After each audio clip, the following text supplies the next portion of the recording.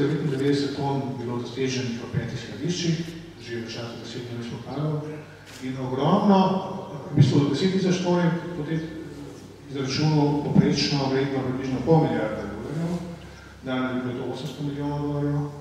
In večina tega orožja, za katerega so plačevali, v bistvu ste plačevali vi, naši starši, v bistvu generacije, je izginila in denar, ki je prihajal v nasprotne smeri, je pa tudi izginil. V bistvu, tukaj je bila nekako priložnost za popolni zločin, kajti to, koliko je tega orožja v skladiščih v Sloveniji, razen poklicanih, torej vojaških oficirjev, logistikov, potem pripadnikov varnostnih služb in političnega vrha ni bilo rečeno. To je posod skrbno varovana skrbnost, kakšne so zaloge in če zaloge kar naenkrat izginejo. Pač v bistvu tudi, če jih ni obstajalo, če večina ni vedela, da sploh so, v bistvu je na to elegantni način priti do velike količine denarja. In v prvi knjigi nekako zelo nedorno prikaževa, koliko orožja je približno bilo, potem par skladišč, kako so jih poskrili, kako so jih spravili, v bistvu to pomembno poglavje Lukina Express, v katerem jasno dokumenti, ki se jih dobila tudi od hrvaških kolegov, prikažejo, da je Josip Lukina, ena najbolj zanimljivih ljudi Vladimirja Zagorca,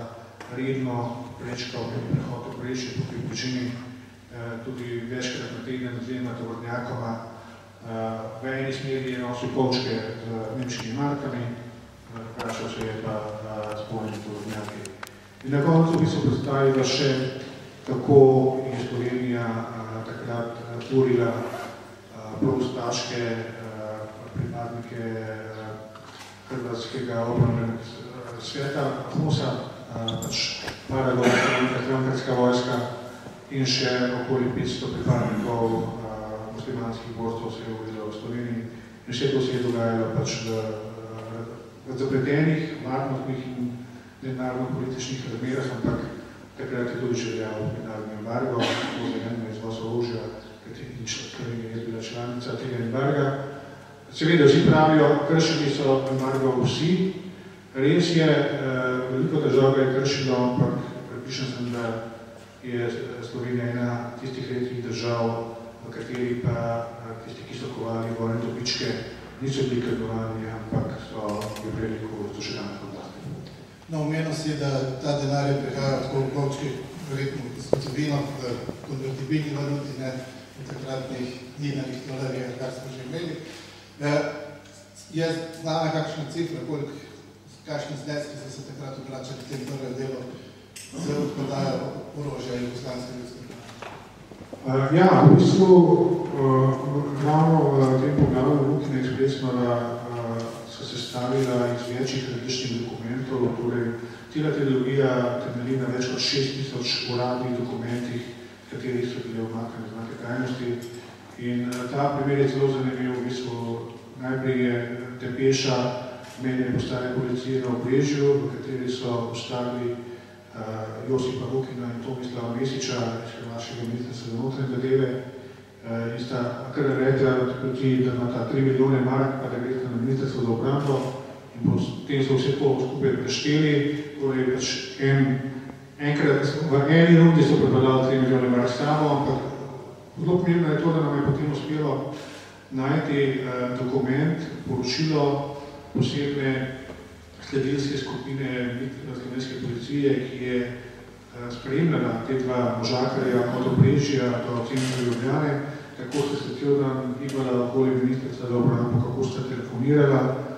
in potem na koncu dneva stopila z nekim